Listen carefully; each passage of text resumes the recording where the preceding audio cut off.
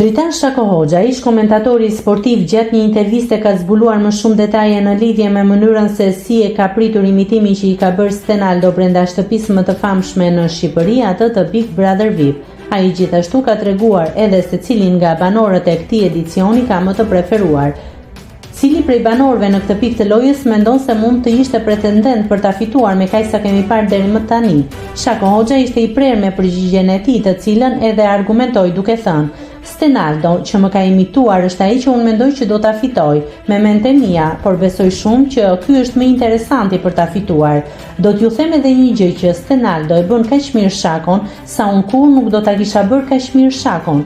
Ju betohem për këtë gjë, që nuk do ta kisha bërë kur kaq mirë. Nëse klikoni mbi butonin subscribe, do t'ju shfaqen të gjitha publikimet tona.